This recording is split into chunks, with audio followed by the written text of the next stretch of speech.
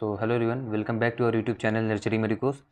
सो जो हमारा ये लेक्चर होने वाला है वो हमारा होने वाला है रिफ्लेक्सेस एंड रिफ्लेक्स आर्क के ऊपर।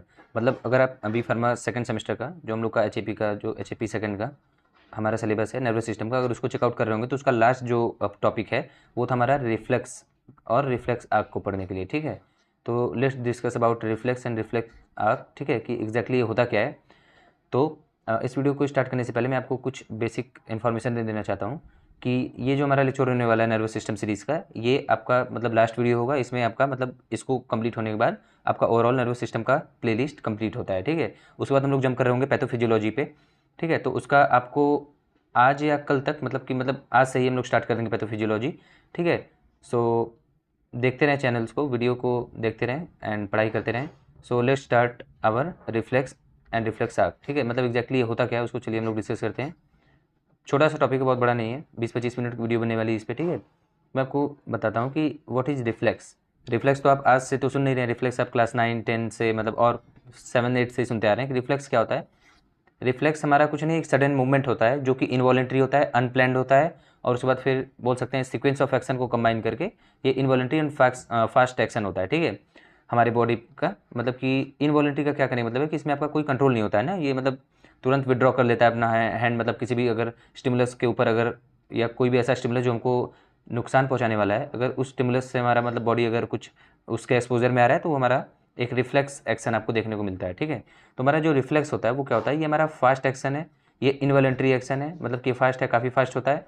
और ये इनवॉलेंट्री मतलब इस पर अपना कोई वॉलेंट्री कंट्रोल नहीं होता, कोई मोटर कंट्रोल नहीं होता स्पेसिफिकली, या फिर बोल सकते हैं आपका इस पर ओवरऑल हमारा मतलब कोई इस पर हमारा विल पावर मतलब एक्ट नहीं कर रहा होता है, ये अनप्लैंड होता है। ऐसा तो है नहीं कि आप देखिए, ऐसा तो है नहीं फॉर एग्जांपल अगर कोई टीचर आपको पढ़ा रहा है क्लास में और अगर वो आपको चौक फेंक के मार रहा है, ठीक है, तो ऐसा तो है नहीं कि आपका प्री प्लान था कि अगर हम सर हमको चौक मारेंगे तो हम हट जाएंगे। ठीक है, ऐसा तो होता नहीं है। अगर आपको दिखा कि चौक हमारी तरफ आ रहा है आप तुरंत हट जाएंगे, या फिर कोई जो भी एक्शंस हैं वो अनप्लैंड होते हैं हमारे रिफ्लेक्स के। ठीक है, रिफ्लेक्स एक्शन के। उसके बाद ये एक सीक्वेंस ऑफ एक्शन होता है, मतलब कि एक्शन का एक सीक्वेंस होता है। और उसके बाद that occurs in response to particular stimulus. जो हमारा कोई भी पर्टिकुलर स्टिमुलस है, जैसे कि हमारा मान लीजिए हॉट हो गया या हीट हो गया, या फिर कोई आपका बोल सकते हैं इलेक्ट्रिसिटी हो गया, या फिर आप बोल सकते हैं कोई भी जैसे कि कोई भी ऐसा स्टिमुलस जो हमको हार्म पहुंचा रहा हो, जो ठीक है आप समझ ही सकते हैं मैं क्या कहना चाह रहा हूँ। ठीक है, तो उस पर्टिकुलर स्टिमुलस के लिए हमारा रिफ्लेक्स एक्शन शो हो रहा होता है। अगर हम बात करें रिफ्लेक्सेस की तो ये 2 टाइप्स के होते हैं, या 2 जगह हो रहे होते हैं, आप इसको ऐसे बोल सकते हैं। ठीक है, तो 2 टाइप्स कौन कौन से होते हैं, ये हमारा एक होता है स्पाइनल रिफ्लेक्स, एक होता है क्रेनियल रिफ्लेक्स, ये CR है। ठीक है, एक होता है आपका स्पाइनल रिफ्लेक्स, एक होता है क्रेनियल रिफ्लेक्स। तो चलिए इसको थोड़ा डिस्कस करते हैं क्या ये एग्जैक्टली होता क्या है। ठीक है, तो स्पाइनल रिफ्लेक्स की हम लोग स्टार्टिंग में बात कर रहे हैं। तो ये तो आप स्ट्रक्चर पहचान ही रहे होंगे, स्पाइनल कॉर्ड का जो आप ट्रांसफर सेक्शन हम लोग कट किए थे। For example this is the spinal cord, we have cut with the transfer section of this, okay, and we just invert it and here is the structure. ठीक है, तो अगर हम लोग इसकी बात कर रहे हो तो ये आपका एच शेप होता है, ये सब आपको पता ही, मैं इसको ज़्यादा ब्रीफ नहीं करने वाला या फिर ज़्यादा उसको। ठीक है, तो देखिए ये आपका जो एच शेप है, ग्रे मैटर, आपको पता है स्पाइनल कॉर्ड में जो ग्रे मैटर होता है वो मिडिल में होता है हमारे हॉर्न में, ये हमारा हॉर्न है एच शेप। ठीक है, यहाँ से जो फॉर एग्जांपल अगर मैं बता रहा हूँ कि ये हमारा रिसेप्टर्स हमारे स्किन में होता है, हमारे बॉडी पार्ट्स में, सबको पता है ये हमारा स्किन है, इस पर देखिए ऐसे ऐसे रिसेप्टर्स प्रेजेंट है, ऐसे ये कंबाइन होकर न्यूरॉन ये जो लेके जा रहा होता है हमारे स्किन पे कोई भी रिसेप्टर्स है, अगर कोई स्टिमुलस उस पर आया, ठीक है, या कोई भी स्टिमुलस अगर आता है तो उससे जो हमारी सेंसेस को, फिर आप बोल सकते हो जो भी मैसेज को या नर्व इम्पल्सेस को जो लेके आ रहा होता है उसको हम लोग सेंसरी न्यूरॉन बोलते हैं, या फिर इसको एफरेंट न्यूरॉन बोलते हैं, या फिर इसको असेंडिंग न्यूरॉन बोलते हैं, या असेंडिंग ट्रैक्ट। ठीक है, असेंडिंग ट्रैक्ट या फिर एफरेंट या फिर सेंसरी न्यूरॉन, इतना आप इसको बोल सकते हैं। ठीक है, तो ये आपको इतना पता है कि ठीक है ऐसे ऐसे जा रहा है, ये हमारे चला गया कहाँ तक, इस पार्ट तक, मतलब हॉर्न में आके ही खत्म होता है।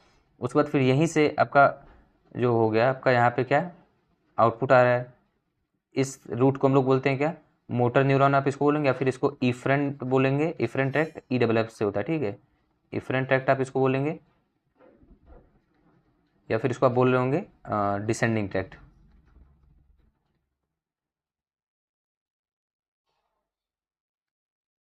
ठीक है, आप इसको इतना बोल रहे होंगे। तो थोड़ा सा इसको आप क्लियर करते हैं, थोड़ा सा और एक्सप्लेन करने के लिए कि आपको थोड़ा कन्फ्यूजन ना हो। ठीक है, ज़्यादा भर जाएगा तो भाई दिक्कत है ना। ठीक है, तो अगर हम इसको देखें, अगर मैं, हाँ ठीक है, तो ये हमारा कहाँ पे क्या होता है, ये हमारे क्या होता है स्केलेटल मसल पे, या कोई भी अपने बॉडी पार्ट्स पे जहाँ पे रिस्पॉन्स चाहिए। फॉर एग्जांपल कोई एक कैंडल इस पर हम हाथ रखते हैं, ठीक है, तो यहाँ से हमारा गया और उसके बाद फिर यहीं ना रिस्पॉन्स आपके इसी मसल पे आएगा, ठीक है, जहाँ पे मतलब कि आपका स्टिमुलस रिसीव हुआ है, कि जो भी करना है उसका रिस्पॉन्स आउटपुट उसको आपको कैरी ऑन करना है, ठीक है। तो स्केलेटल मसल पे रिसीव हो रहा होगा, तो यहाँ पे ये आपका मोटर न्यूरॉन आके होता है, और यहाँ पे थोड़ा सा इसको रीच करते हैं तो आपको बताते हैं, ठीक है। होगा आपको इतना समझ में आया होगा जितना मैं बताने की कोशिश कर रहा हूँ, ठीक है, थोड़ा सा रह गया। ठीक है, और ये जो पाथवे होता है, ये ऐसे ऐसे देखना, ये पाथवे है, मतलब कि जैसे ऐसे भी आता है यहाँ पे, ये आपका जितने भी पाथवे हैं इसको नर्व पाथवे बोलते हैं, ठीक, इतना तो आपको समझ में आ गया। और ये जो आपका रीजन है जहाँ पे सिनेप्स फॉर्म हो रहा है इन द स्पाइनल कॉर्ड, ठीक है, इसको मैं थोड़ा सा यहाँ पे जूम आउट कर रहा हूँ, तो आप देखिए ये कुछ ऐसा स्ट्रक्चर है, ये जो आपका सेंसरी न्यूरॉन आ रहा है ये ऐसे यहाँ पे ओपन हो रहा है, या फिर इसका जो एक्सॉन टर्मिनल्स है ये, ठीक है, ये एक्सॉन टर्मिनल है, axon terminal of that neuron और ट्रैक, ठीक है। यहाँ पे आके जो दूसरा डेंड्राइट्स है दूसरे न्यूरॉन का, यहाँ पे ये आ रहा है, ऐसे कनेक्ट कर रहा है, ठीक है। और इस रीजन जो ये हमारा यही फॉर्म हो रहा है हमारा कहाँ पे, हमारे स्पाइनल कॉर्ड में। तो जो ये स्पाइनल कॉर्ड में ये स्ट्रक्चर फॉर्म हो रहा है, ये सिनेप्स, उसका जो रिफ्लेक्स होता है उसी को हम लोग बोल रहे होते हैं स्पाइनल रिफ्लेक्स। आपको होप आपको समझ में आया होगा मैं क्या कहना चाह रहा हूँ।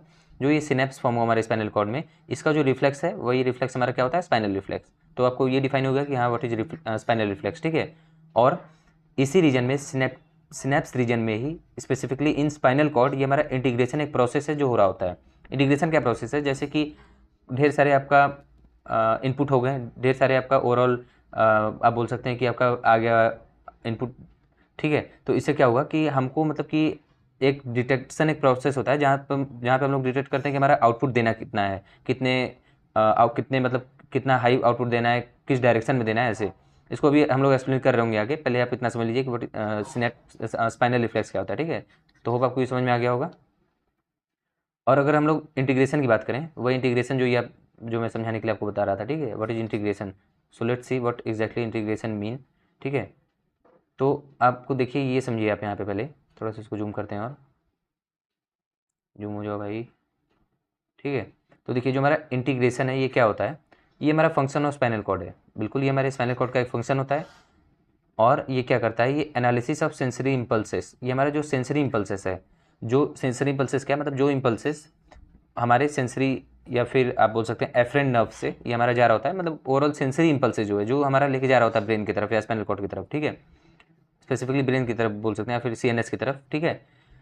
तो ये जो हमारा एनालिसिस करता है हमारे सेंसरी इम्पल्सेस का और डिसाइड करता है which type of motor impulses to be generate, और किस टाइप का हमें मोटर इम्पल्स को जनरेट करना है। और अकर इन सिनेप्टिक रीजन, आपको बताया था ये सिनेप्स में होता है हमारा इंटीग्रेशन, जो ये मैं बनाया था यहाँ पे ऐसे, ये हमारा यहाँ पे सिनेप्स हो गया, और उसके बाद फिर ये आपका यहीं पे इंटीग्रेशन भी होता है। और इंटीग्रेशन कहाँ होता है स्पेसिफिकली, ये it is a function of spinal cord, ठीक है, ये स्पाइनल कॉर्ड का अपना एक फंक्शन होता है।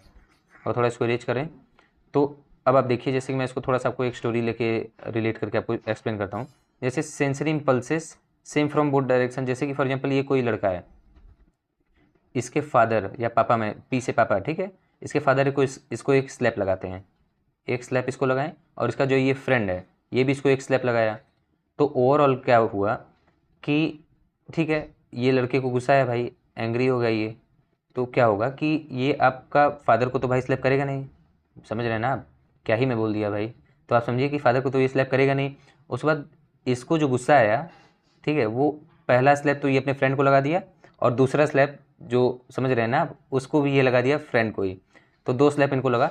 तो ओवरऑल ये इसी प्रोसेस को इंटीग्रेशन बोलते हैं, मतलब कि इनपुट तो दोनों डायरेक्शन से हमारे पास आ रहे हैं, मतलब कई डायरेक्शन से इनपुट आ रहे होते हैं, बट हमको डिसाइड करना होता है, उसी प्रोसेस को इंटीग्रेशन बोलते हैं कि एग्जैक्टली हमको आउटपुट कहाँ लगाना है, वो मतलब आउटपुट किस प्रोसेस से लगाना है, मतलब कि किस रीजन में हमको आउटपुट देना है, ठीक है।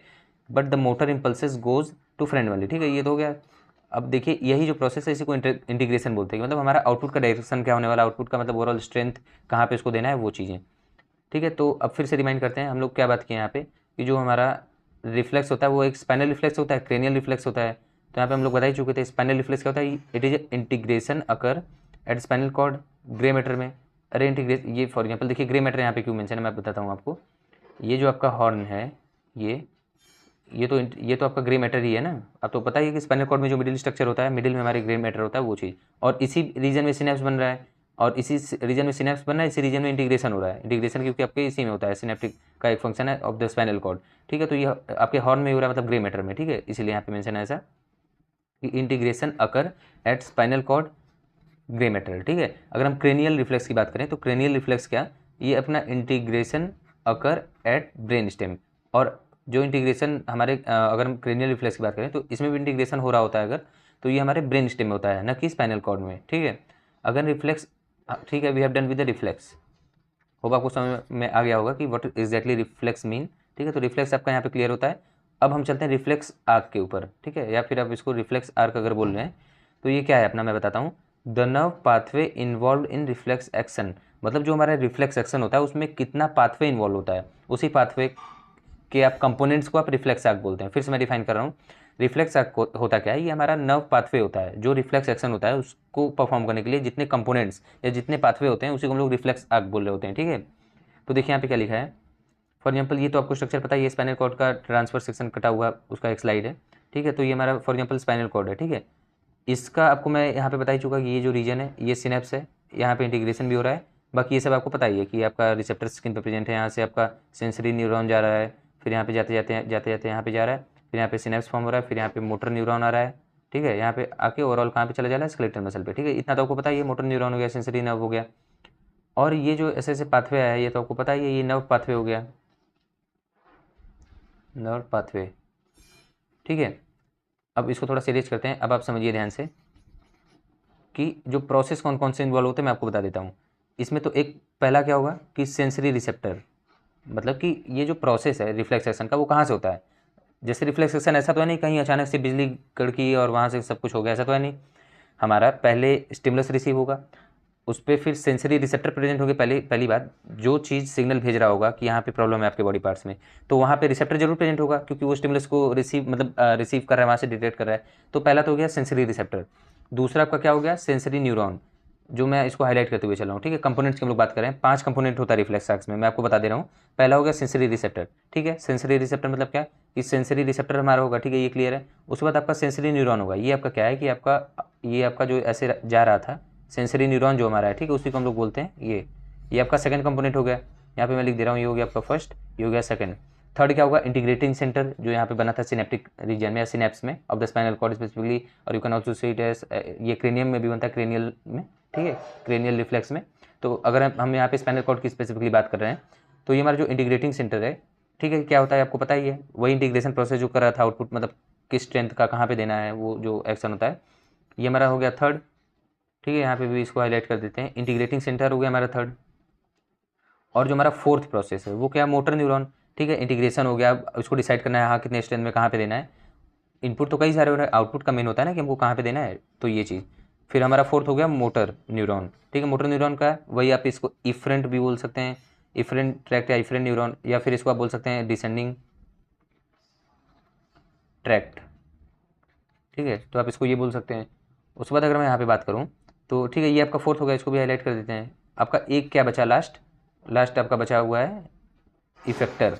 इफेक्टर क्या होता है, इफेक्टर आपका कुछ भी हो सकता है। इफेक्टर क्या होता है, जो रिसीव कर रहा होता है, जो इफेक्ट आया होता है, जो भी आउटपुट है, जो उसका इफेक्ट है हमारे उस पर, उसको इफेक्टर बोल रहे होते हैं स्पेसिफिकली। ये हमारा क्या हो सकता है, ये हमारा स्केलेटल मसल हो सकता है, ये हमारा ग्लैंड्स हो सकते हैं, ये हमारे ऑर्गन्स हो सकते हैं, एंड मेनी मोर, ठीक है।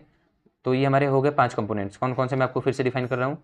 अब देखिए, पहला हो गया आपका क्या, सेंसरी रिसेप्टर, दूसरा हो गया सेंसरी न्यूरॉन, तीसरा हो गया इंटीग्रेटिंग सेंटर, फोर्थ हो गया मोटर न्यूरॉन, फिफ्थ हो गया आपका इफेक्टर। तो होप आपको ये समझ में आया होगा जो मैं यहाँ पे एक्सप्लेन करने की कोशिश कर रहा हूँ। अब वही रिफ्लेक्स आर्क जो था उसको हम लोग फिर से यहाँ पे देख रहे हैं कि कंपोजिशन क्या होता है इसका, 5 होता है, 5 एलिमेंट से वो कंपोज होता है। पहला हो गया क्या, सेंसरी रिसेप्टर। तो अगर हम सेंसरी रिसेप्टर की बात कर रहे हो तो सेंसरी रिसेप्टर क्या है, इसको हम लोग, आपको पता ही है, इसको हम लोग बोलते हैं एफरेंट ट्रैक्ट बोल सकते हैं, इसको आप लोग असेंडिंग ट्रैक्ट बोल सकते हैं, ठीक है। आप इसको इतना बोल सकते हैं, ठीक है। तो सेंसरी रिसेप्टर वही है जो आपका जो सेंसरी रिसेप्टर है ना, सॉरी मैं आपको सेंसरी न्यूरॉन की बता दिया, ठीक है। तो इसको यहाँ पे रीच करते हैं ये चीज़। तो सेंसरी रिसेप्टर आपका क्या होता है आपको पता ही है, मतलब कि जो हमारे किसी भी बॉडी पार्ट्स पे जहाँ पे रिसेप्टर्स प्रेजेंट होते हैं वो सेंसरी रिसेप्टर होते हैं स्पेसिफिकली। तो हमारा सेंसरी रिसेप्टर अगर हम लोग पहले कंपोनेंट्स की बात कर रहे हो तो हमारा क्या होता है, distal end of the sensory neuron dendrites. आपको पता है कि फॉर एग्जांपल ये हमारा कोई न्यूरॉन हो गया या नर्व सेल्स हो गए, तो इसका जो ये डेंड्राइट्स होता है और ये आपका देखिए मैं आपको बता देता हूँ, ये एक्सॉन हो गया अपना फॉर एग्जांपल, और ये आपका एक्सॉन टर्मिनल हो गया, एक्सॉन टर्मिनल। उसके बाद फिर आपका ये डेंड्राइट्स हो गया, ये आपका यहाँ पे न्यूक्लियस वगैरह हो गया, माइलिन शीथ वगैरह हो गया, ठीक है।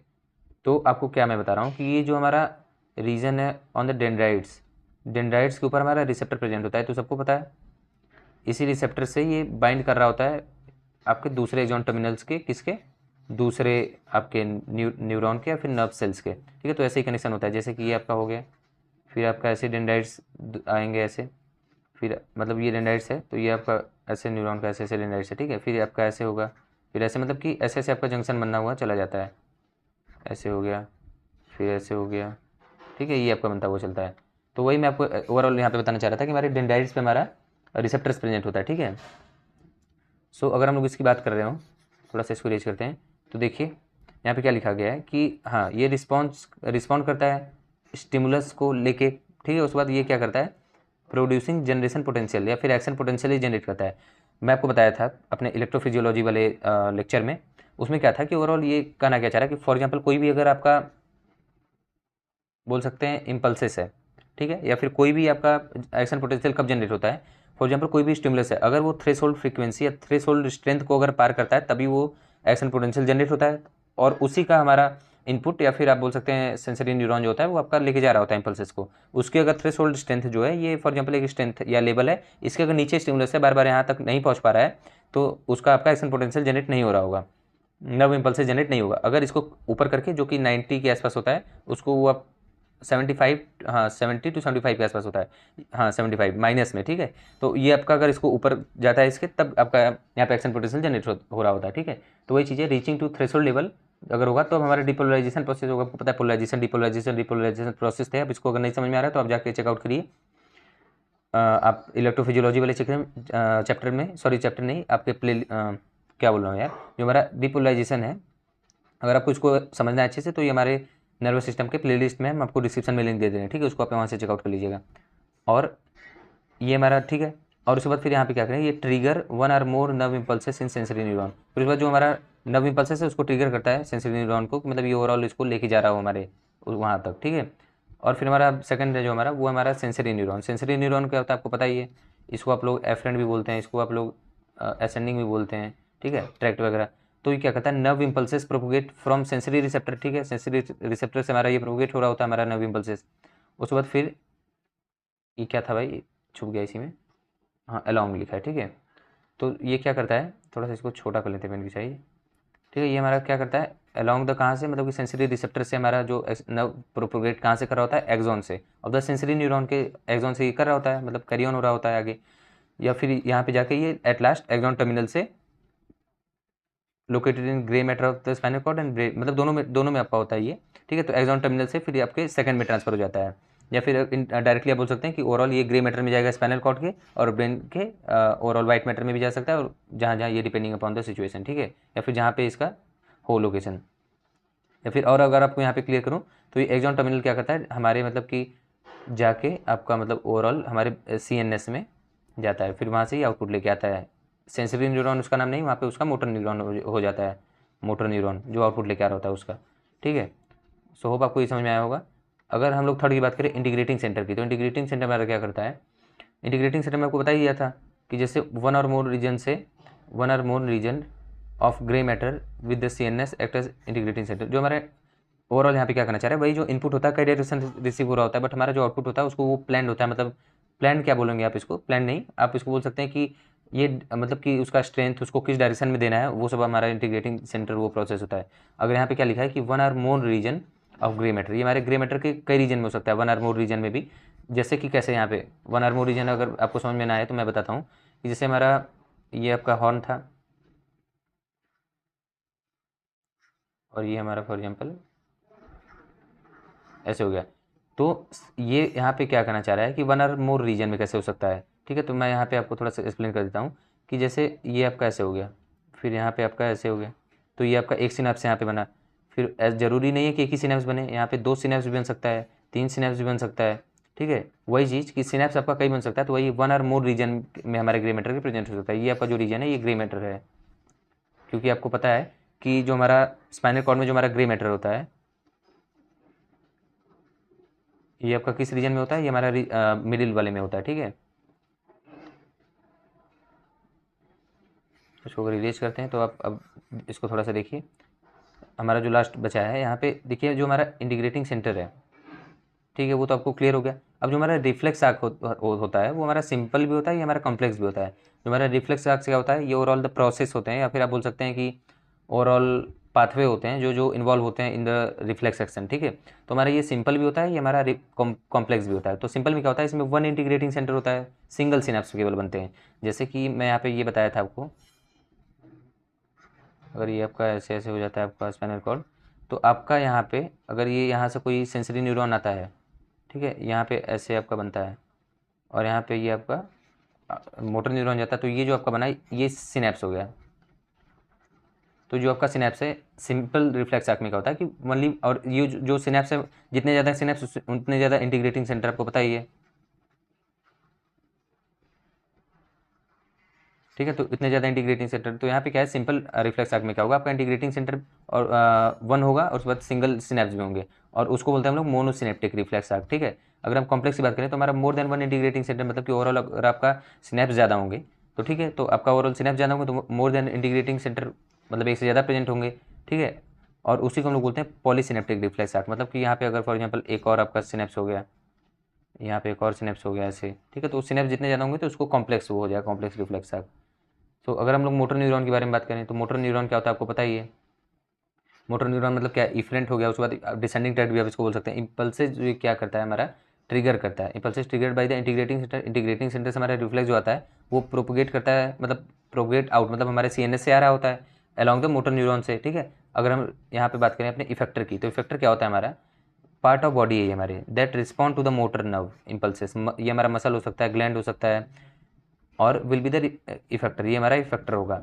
और इसी इफेक्टर के एक्शन को हम लोग रिफ्लेक्स बोलते हैं।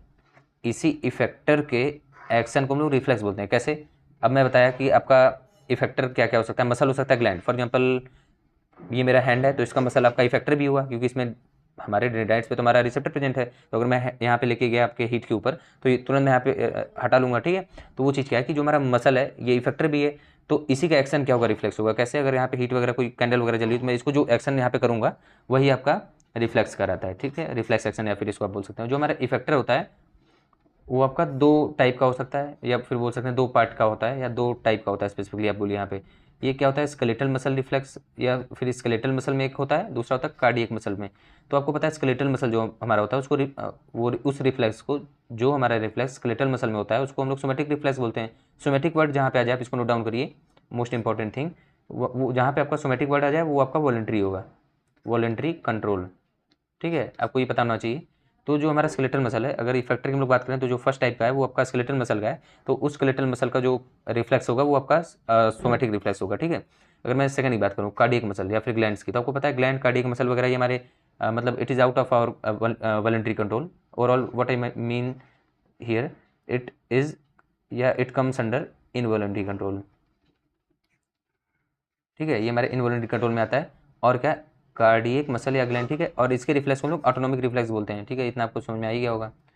और ये जो लास्ट की चीज़ें ये आपके सिलेबस में नहीं है, आपको मैं बस ऐसे ही थोड़ा सा लिख दिया हूँ, ठीक है। आप इसको एक बार रीड आउट कर लीजिएगा, मैं आपके लिए थोड़ा सा रीड कर देता हूँ, बाकी तो ये बहुत ईजी है, कुछ है नहीं, ठीक है। तो हमारा जो सोमैटिक स्पाइनल ट्रैक रिफ्लेक्स है, ये हम एक एग्जाम्पल लिए, फॉर एग्जाम्पल ये हमारा सोमैटिक स्पाइनल रिफ्लेक्स क्या होगा। सोमैटिक मतलब आपको पता ही है स्केलेटल मसल जो कि वॉलंटरी है। स्पाइनल रिफ्लेक्स मतलब क्या, जो स्पाइनल कॉर्ड में जो आपका इंटीग्रेटिंग सेंटर है, वो integrating centre is in spinal cord, ये तो आपको पता ही है। तो स्पाइनल रिफ्लेक्स में ये हमारे होता है। तो ये भी आपका कई टाइप में होता है, बोल सकते हैं फोर में।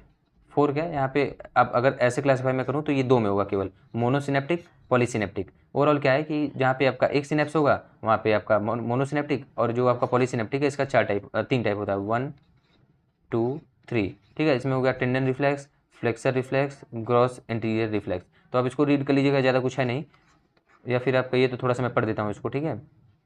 अगर मैं केवल मोनोसिनेप्टिक बात करूँ जहाँ पे केवल एक सिनेप्स होता है, तो ये इप्सिलेटरल होता है। इस इप्सिलेटरल का क्या मतलब होता है कि सेम साइड, ठीक है, मतलब सेम साइड से ओवरऑल इसका या फिर इफरेंट जो एफरेंट होता है वो आ रहा होता है, ठीक है। ये हमारा मेंटेनिंग मसल टोन को मेंटेन कर रहा होता है। जो हमारा टेंडन रिफ्लेक्स होता है वो क्या करता है, ये भी इप्सिलेटरल होता है, मतलब सेम साइड। ये प्रिवेंट मसल डैमेज को प्रिवेंट करता है, कैसे, एंड टेंडन डैमेज को भी प्रिवेंट करता है। When muscle force become too extreme, मतलब मसल का जो फोर्स है वो अगर काफ़ी ज़्यादा एक्सट्रीम पे चला जाता है या फिर काफ़ी ज़्यादा टफनेस को अगर मतलब फील कर रहा होता है, ठीक है, तो वो हमारा क्या करता है, ये टेंडन को और मसल डैमेज को प्रिवेंट कर रहा होता है। जो हमारा फ्लेक्सर रिफ्लेक्स है ये क्या होता है, ये भी इप्सिलेटरल होता है। ये move limbs away from the source of the painful stimulus, ठीक है, ये आपको हो गया होगा।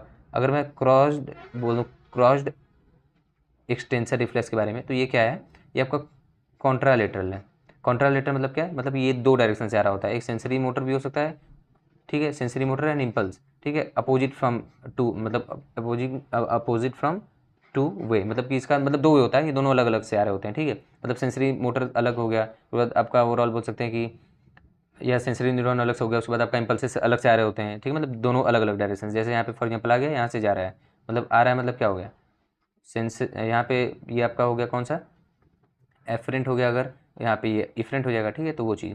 और ये क्या कहता है, extend from limb and contralateral to the painful stimulus limbs allowing the weight of the body to shift when, यहाँ पे क्या लिखा, अपोजिट, या फिर क्या यहाँ पे SUP है क्या शायद, लिम्ब इज ओवरऑल विदड्रॉन। मतलब यहाँ पे करना क्या चाह रहा है कि मतलब कि इसमें क्या होगा हमारा, कि मतलब ये आपका फॉर एग्जांपल मैं यहाँ पे रेज करके आपको एक्सप्लेन कर देता हूँ लास्ट वाला, कि आपका है क्या, कि लास्ट वाला एग्जांपल है कौन सा, जो हम एग्जैक्टली फील कर रहे होते हैं या फिर जो हमारे मैक्स टू मैक्स जगह पे होता है। ये हमारा मोस्ट कॉमन है, जो कॉन्ट्रालेटरल वाला है, ये हमारा स्पाइनल कॉर्ड का जो आपको पता है, एक होता है सेंसरी, एक होता है मोटर वाला, ठीक है, तो यही आपका आता है कॉन्ट्रालेटरल वाले में, दो डायरेक्शन में होता है, ठीक है। एक से आ रहा होता है, जैसे फॉर एग्जांपल ये मैं बना दिया आपका क्या, स्पाइनल कॉर्ड, तो यहाँ से आपका सेंसरी से आ रहा होता है, फिर उसके बाद आपका मोटर से जा रहा होता है, ठीक है, तो वो चीज़ कॉन्ट्रालेटरल में आता है। तो ओवरऑल यही करा है कि ये आपका मतलब कि अलग अलग अपना फंक्शन कर रहा होता है, जैसे एक से आ रहा होता है, एक से जा रहा होता है, ठीक है, तो वो चीज़ें होप आपको क्लियर हो गया होगा मैं क्या कहना यहाँ पे चाह रहा हूँ, ठीक है। सो यहाँ पे ये हमारा चैप्टर होता है complete. So thank you so much for seeing this series of nervous system of HAP second. अगर आपको लेक्चर्स पसंद आ रहे हैं तो इसको चैनल को जरूर सब्सक्राइब कर लीजिए, वीडियोस को लाइक कर दीजिए, और प्लीज़ वो कमेंट यहाँ पे कर दीजिए जो जो पूरा प्लेलिस्ट देखें, ठीक है, वो कमेंट कर दीजिए, मैं थोड़ा सा समझूँ यहाँ पे, या फिर देखूँ मतलब कितने लोगों ने मतलब नर्वस सिस्टम ख़त्म किया ओवरऑल, ठीक है। So thank you so much for seeing this video and bye bye, take care. अभी जो हम लोग का वीडियो आने वाला है वो हमारा होने वाला है आपका पैथोफिजियोलॉजी के ऊपर, ठीक है, तो हम लोग पैथोफिजियोलॉजी स्टार्ट करने जा रहे हैं। सो कीप पेशेंस, ठीक है, बस हमारा कल से ही वो पैथोफिजियोलॉजी स्टार्ट हो जाएगा। So thank you so much for seeing this video, bye bye, take care.